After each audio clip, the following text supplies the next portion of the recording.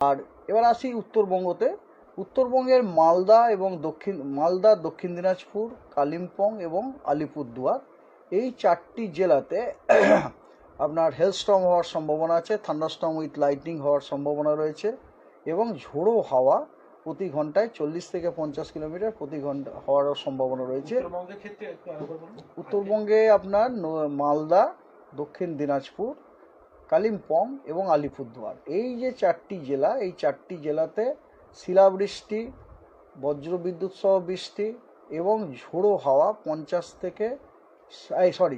থেকে 50 কিলোমিটার প্রতি ঘন্টায় থাকার সম্ভাবনা আছে, এবং এই জেলাগুলিতেও কমলা সতর্কবার্তা দেওয়া হয়েছে।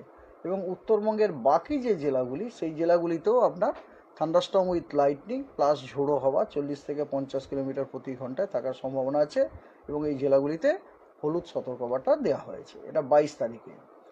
23 তারিখে পশ্চিমবঙ্গের সব জেলাগুলিতেই 2-1 জায়গায় বিক্ষিপ্তভাবে থান্ডারস্টর্ম উইথ লাইটনিং হওয়ার সম্ভাবনা রয়েছে, এবং সেখানে সব জেলাগুলিতেই আমরা হলুদ সতর্কবার্তা দিয়ে রেখেছি, কিন্তু কোনো কমলা সতর্কবার্তা নেই।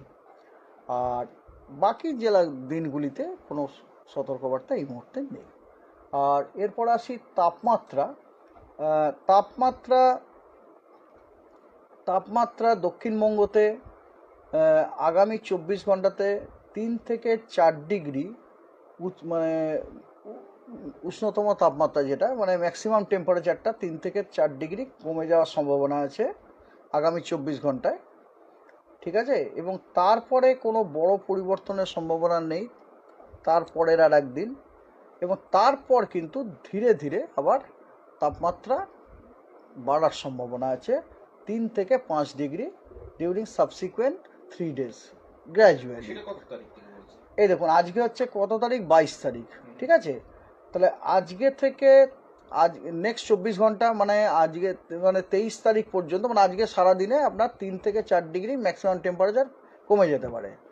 এবারে আসুন 23 তারিখ থেকে 24 তারিখ পর্যন্ত ম্যাক্সিমাম টেম্পারেচারের খুব বড় রকমের পরিবর্তন নেই, কিন্তু 24 তারিখের পর অর্থাৎ 25 তারিখ অনওয়ার্ডস ম্যাক্সিমাম টেম্পারেচার কিন্তু 3 থেকে 5 ডিগ্রি সেন্টিগ্রেড ধীরে ধীরে বাড়ার সম্ভাবনা রয়েছে।